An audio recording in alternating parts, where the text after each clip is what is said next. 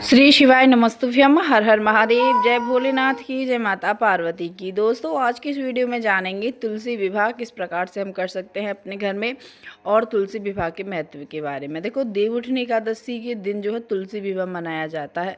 देव उठनी एकादशी के दिन भगवान विष्णु 4 महीने के बाद योग निद्रा से जागते हैं और इस दिन से ही चतुर्मास समाप्त हो जाता है। तो दोस्तों, इस बार सन 2024 में देवउठनी एकादशी जो है वो 12 नवंबर सन 2024 को है। इस दिन विंद्रा यानी तुलसी माता का विवाह भगवान विष्णु को जो व्याघ्र स्वरूप शैलीग्राम हैं उनसे कराया जाता है। मान्यता है कि तुलसी विवाह कराने से जो वैवाहिक जीवन की परेशानियां दूर होती हैं।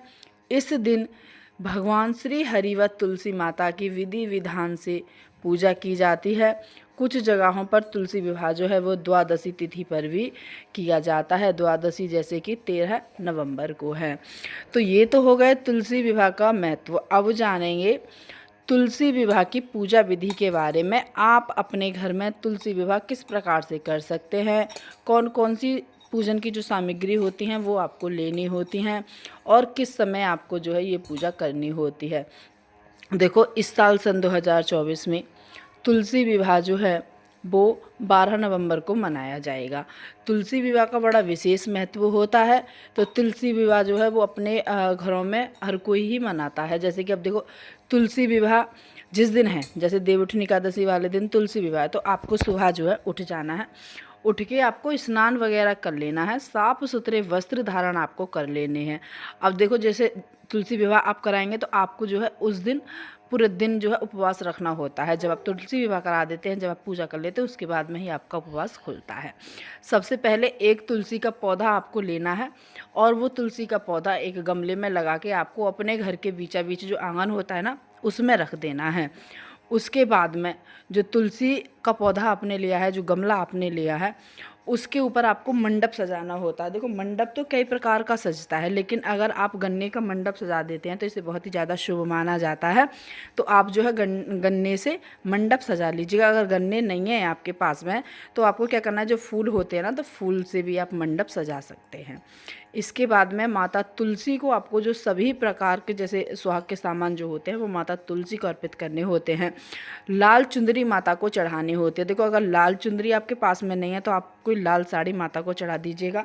16 श्रृंगार का जो भी सामान होता है उसमें से थोड़ा थोड़ा 16 श्रृंगार का सामान आप माता को अर्पित कीजिएगा। अर्पित करने का मतलब होता है, जैसे कि चूड़ी हैं तो आप माता को चूड़ी पहना दीजिएगा, थोड़ा सिंदूर लगा दीजिएगा, महावर लगा दीजिएगा, बिंदी लगा दीजिएगा।